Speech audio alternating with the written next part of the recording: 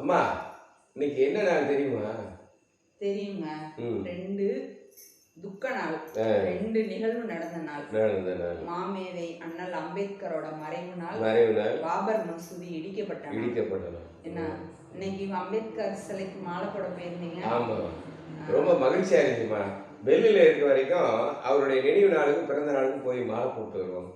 இங்க வந்த முன்னாடி 2 வருஷமா இல்லை. இந்த வருஷம் எனக்கு அந்த வாய்ப்பு கிடைச்சது. ரொம்ப மகிழ்ச்சியா இருந்துச்சு. எனக்கும் நீங்க போனது சந்தோஷமா இருந்தது.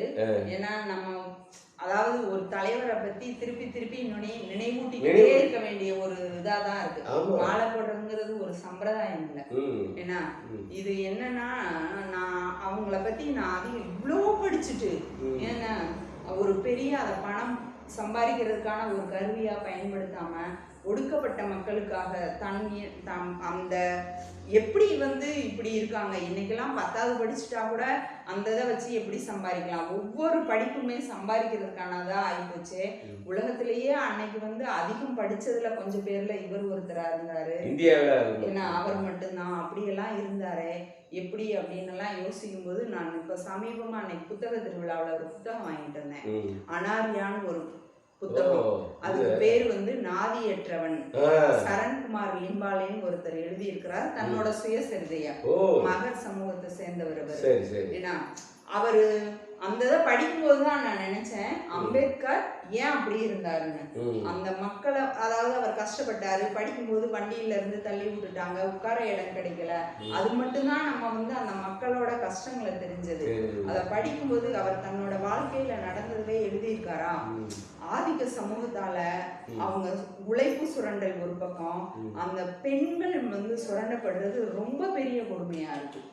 அதனாலதான் பெண்களுக்கு சொத்துரிமை வேணுங்கிறதுக்காக மந்திரியே வேணான்னு வெளியில வந்திருக்காரு. எல்லா மக்களுக்கும், எல்லா பெண்களுக்கும், பெண்கள் பெண்கள் பெண்கள் என்ன பெண்களுக்கான ஒரு இதை விட்டு வெளியில அந்த சொத்துரிமை கிடைக்கும் போது அவங்களோட வாழ்க்கை தரம் நல்லா இருக்கும். ஓபிசிக்கும் இடஒதுக்கீடு என்ன அப்படின்னு சொல்லிட்டு நினைச்சிருக்கிறாரு போல இருக்கு.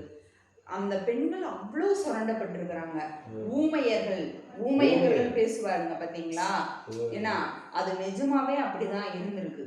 ஏன்னா சின்ன வயசுல வீடுங்கள்ல சாராயம் காய்ச்சறது, சாராயம் காய்ச்சி விற்கிறது, அந்த குழந்தைங்கள்ல இருந்து அதை புடிச்சு சுவை பார்த்து வாங்கிட்டு வர்றது. ஏன்னா அவ்வளோ அறியாமையில அவ்வளோ கஷ்டத்துல இருந்திருக்கிறாங்க.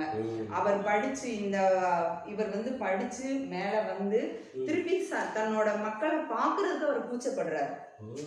அந்த அளவுக்கு. ஏன்னா அந்த நிலையில நம்மளை திருப்பியும் இது பண்ணிடுவோமோ அப்படின்ற ஒரு பயத்தோட.